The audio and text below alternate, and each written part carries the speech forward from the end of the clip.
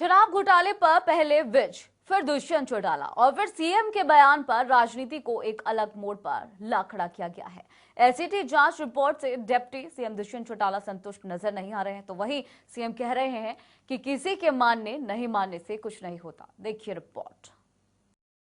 किसी प्रकार का विषय किसी के मानने ना मानने का नहीं है। व्यवस्थाएं होती हैं। भ्रष्टाचार स्वीकार नहीं किया जाएगा, मैं कह रहा हूं, तो उसी के अनुसार व्यवस्थाएं बनाएंगे।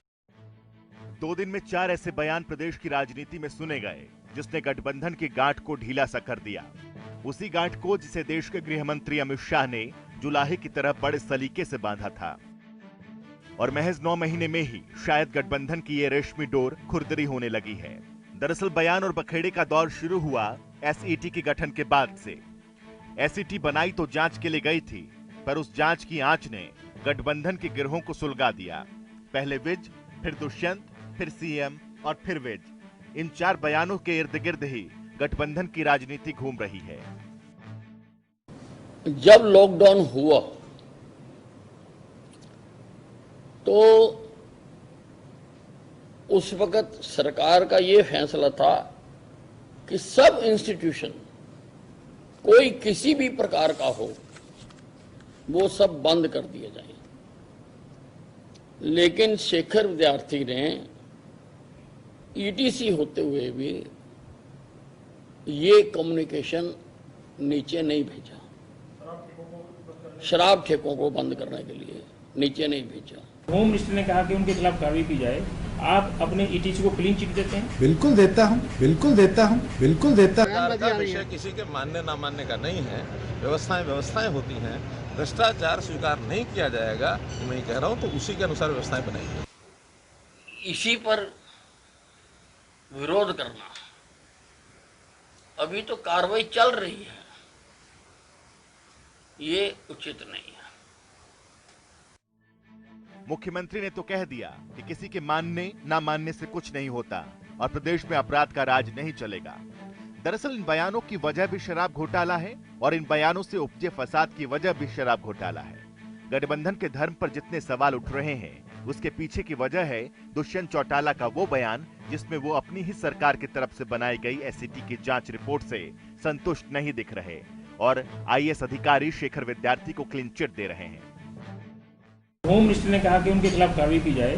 आप अपने ईटीसी को क्लीन चिट देते हैं? बिल्कुल देता हूं, बिल्कुल देता हूं, बिल्कुल देता हूं। उप मुख्यमंत्री का यह बयान उस सिफारिश की प्रतिक्रिया थी जिसे प्रदेश की राजधानी से प्रदेश के गृह मंत्री अनिल विज ने दी थी। अनिल विज ने साफ तौर पर कहा था कि शराब घोटाले में गठित एसईटी की जांच रिपोर्ट के आधार पर आईएएस शेखर विद्यार्थी ने अनियमितताएं बरती हैं। एसईटी ने शेखर विद्यार्थी के खिलाफ भी कुछ रिकमेंडेशंस दी हैं। ईटीसी?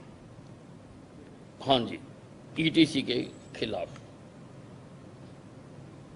जब लॉकडाउन हुआ तो उस वक्त सरकार का यह फैसला था कि सब इंस्टीट्यूशन, कोई किसी भी प्रकार का हो, वो सब बंद कर दिए जाए। लेकिन शेखर विद्यार्थी ने ईटीसी होते हुए भी ये कम्युनिकेशन नीचे नहीं भेजा। शराब ठेकों को बंद करने के लिए नीचे नहीं भेजा। प्रदेश की राजधानी से जब इन दोनों बयानों ने मुख्यमंत्री तक का सफर किया तो मुख्यमंत्री राजधानी से तकरीबन 285 किलोमीटर दूर बाबा फरीद की नगरी फरीदाबाद में थे और यहां से मुख्यमंत्री ने कह दिया कि किसी के मानने ना मानने से कुछ नहीं होता और गृह मंत्रालय जल्द अपनी सिफारिश मुझे भेजेगा। एसआईटी का अपना टाइम पूरा हुआ, उन्होंने एक रिपोर्ट दे दी है।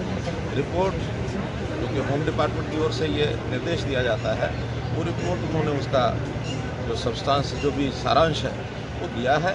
अब उसकी रिकमेंडेशन जो होम डिपार्टमेंट की हैं वो हमारे पास आएंगी। बैठ करके उसमें से आगे क्या क्या करना है वो सारा विचार करके किया जाएगा। एक ही विषय कि भ्रष्टाचार को किसी कीमत पर बर्दाश्त नहीं।